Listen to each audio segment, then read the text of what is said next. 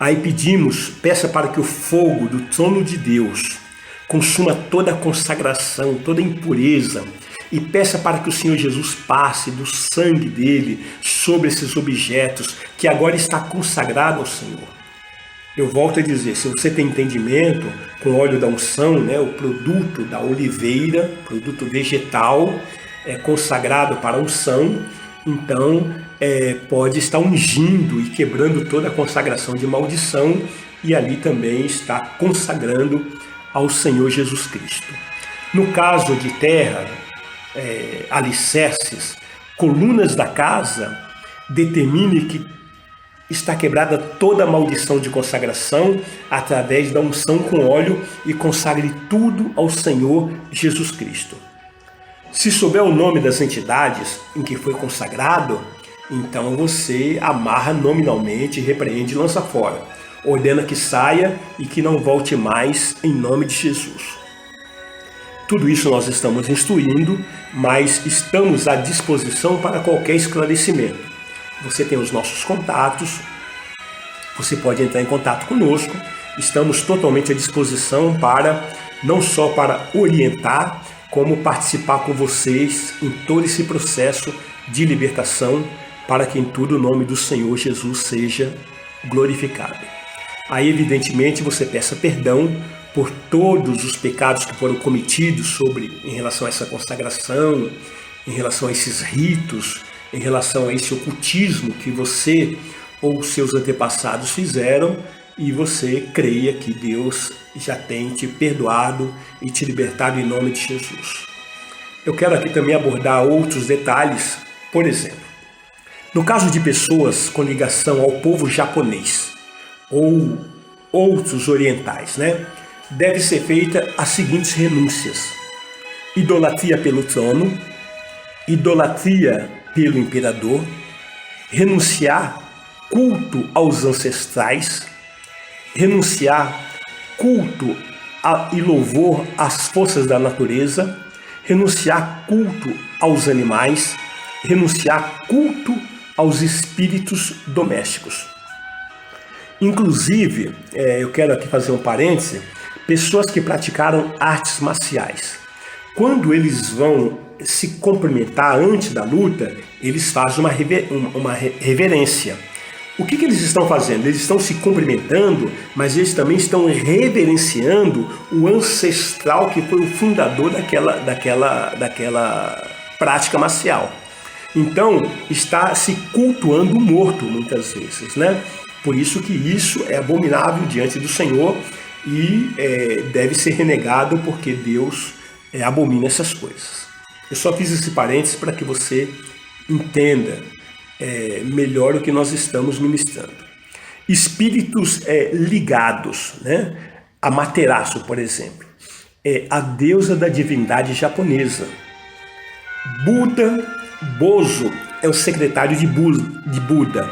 Iori do Oriente, que é o chefe da legião dos orientais.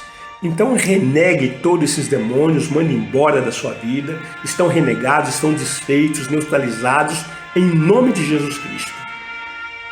No caso de problemas da mente, por exemplo, espírito de loucura, esquizofrenia, paranoia, bloqueio mental, retardo mental, autismo e outras doenças mentais, então renegue e expulse Lilith e Nosferatus, em nome de Jesus.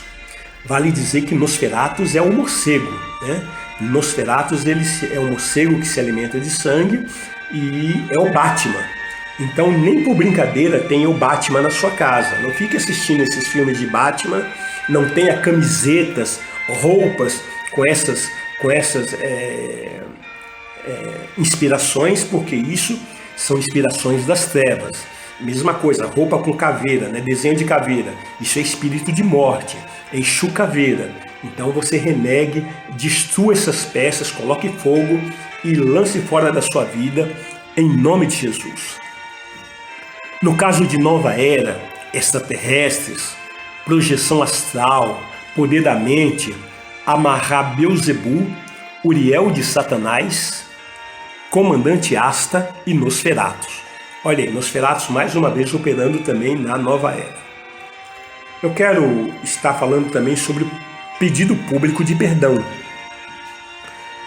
Em função de rivalidades passadas que marcaram profundamente os povos e categorias que nós passamos a relatar agora, é necessário eleger um representante para pedir perdão publicamente.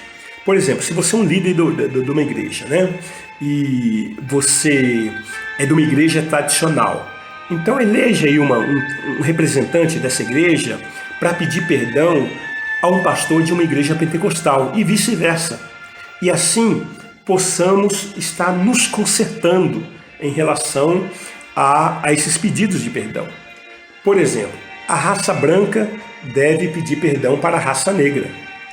E vice-versa, a raça negra deve estar pedindo perdão para a raça branca.